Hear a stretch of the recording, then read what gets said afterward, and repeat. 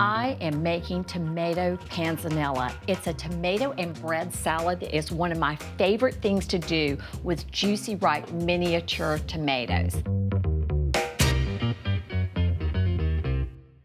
Now, I learned to make this on a great trip to Italy a few years ago. So I am combining olive oil, really great sherry vinegar, and then I'm going to put in some salt, some sugar, and some dried Italian herbs. This is gonna meld into this oil and bloom the flavors. So in the end, I'm gonna get this great little bit of dried richness with that burst of fresh basil at the end. That was a little bit of finely chopped shallot. And these are capers. Next time you're thinking about adding pickles or olives to something, I want you to try capers. They are such a great salad ingredient. And last but not least, here comes some delicious chopped garlic, fresh garlic always.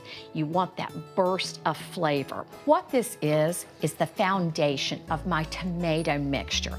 Everything I've put in here is not only going to add flavor, it is going to encourage these gorgeous tomatoes to release their natural juices.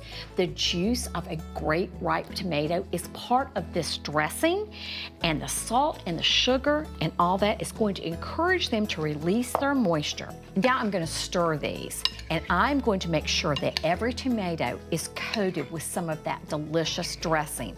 And then I'm going to let it hang out a little while, maybe 10 minutes or so that these ingredients can work their magic, release that tomato juice, and turn into an astonishingly delicious, unusual, sweet, tangy dressing. Now, the sidekick to these tomatoes is some bread. And in Italy, they use leftover baked bread.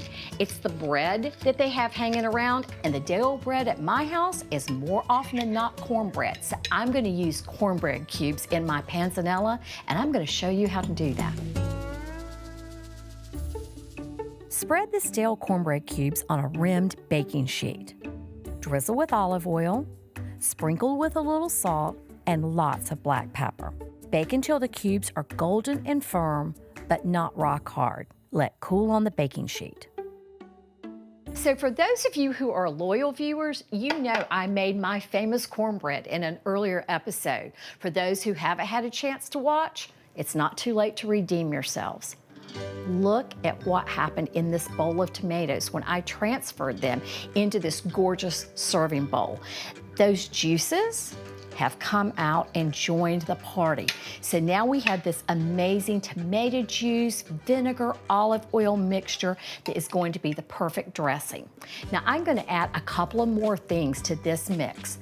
These are roasted red peppers that I've just cut into little bite-sized strips. This is gonna add sweetness and another kind of vegetable. And for crunch, color, and because they're so cute, I'm adding a cupful of those sliced seedless cucumbers. Let me give this a quick stir, and then it's going to be time for my cornbread. This goes into the mix pretty near serving time.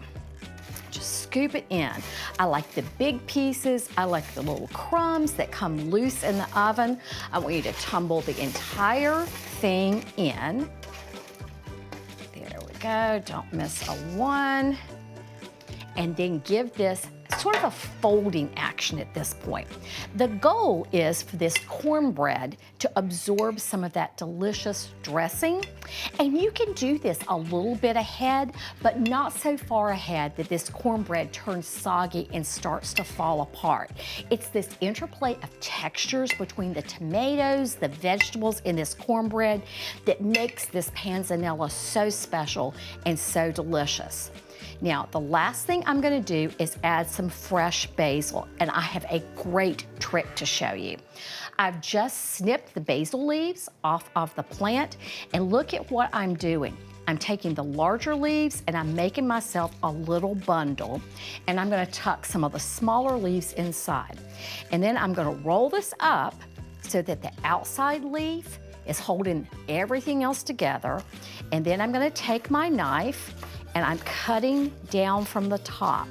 Look at how pretty that is when that falls into the bowl. This is not only my favorite cornbread salad, this is my favorite tomato salad.